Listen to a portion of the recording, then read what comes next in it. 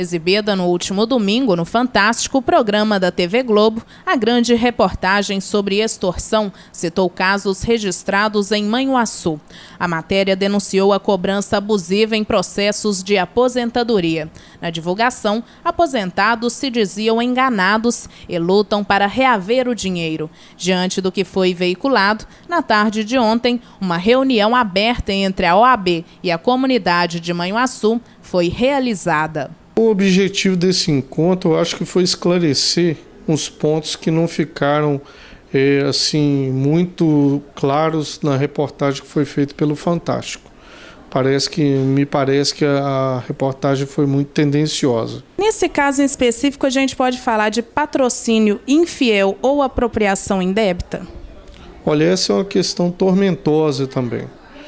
Tanto no Tribunal de Ética da OAB quanto no Judiciário, algumas pessoas entendem que seria apropriação indébita e outras pessoas entendem que seria estelionato.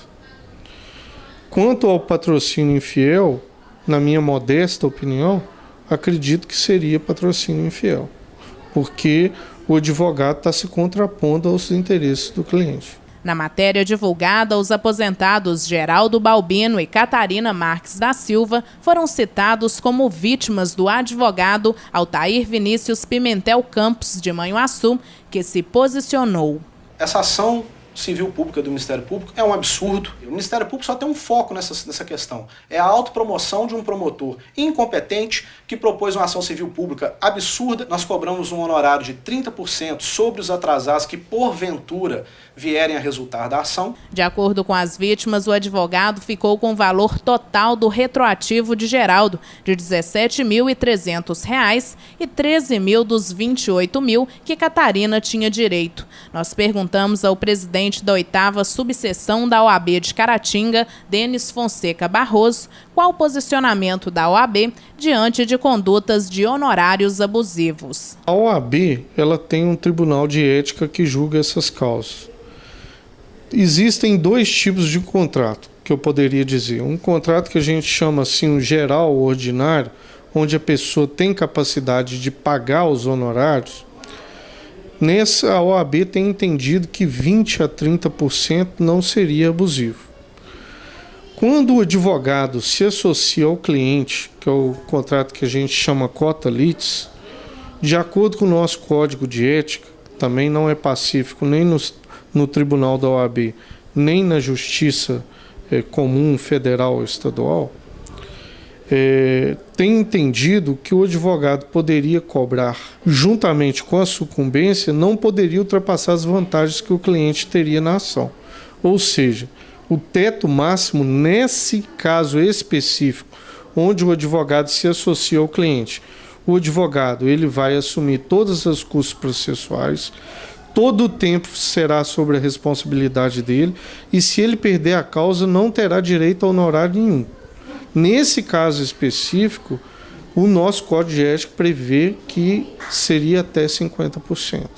O Ministério Público pede que seja limitada a cobrança de honorários nessas causas previdenciárias de baixa complexidade até 20% e que esses valores que foram cobrados além do limite que sejam ressarcidos aos clientes. Qual que é a sua posição pessoal em relação à colocação do Ministério Público de 20%? Olha, respeito muito o posicionamento do Ministério Público Federal. A OAB tem uma admiração muito grande por essa entidade, mas até o Judiciário, até a sentença que originou todo esse fato aqui, o juiz do Juizado Especial do Federal de Manhuaçu tem fixado em 30%. Em casos onde as causas são pequenas e há pouca repercussão financeira. Há uma tabela da OAB com esses valores que devem ser seguidos? Esses valores são sugestões ou obrigações, doutor? Não, há uma tabela sugestiva de honorários mínimos para não aviltar a profissão. Então, assim, o advogado ele tem que seguir, ele não pode cobrar um valor menor que o fixado na tabela da OAB.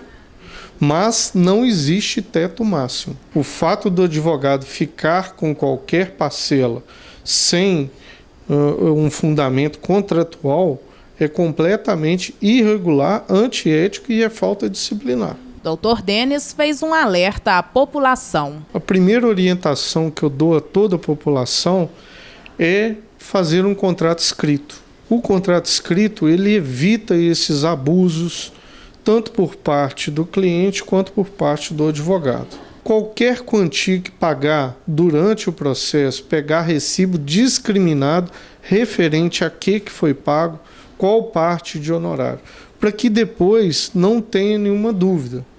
Porque os processos judiciais, para a população que está me escutando, eles demoram anos na justiça. E os pactos que são feitos, às vezes, são esquecidos. Com o contrato escrito, a vontade das partes fica expressa no contrato. Fica mais fácil de resolver, até numa demanda judicial. Em caso de extorsão, se o cliente se sentir lesado, quem que ele deve procurar? O que ele deve fazer, doutor? Se o cliente for uma pessoa hipossuficiente, pessoa que não tem condições de arcar com despesas processuais, nem contratar um advogado, ele deve procurar diretamente o Ministério Público, o Judiciário e a OAB. Quando o cliente tem condições de contratar um advogado, ele vai ser melhor orientado como que ele vai fazer essas representações, tanto diante do Ministério Público, diante do Poder Judiciário e diante da própria OAB.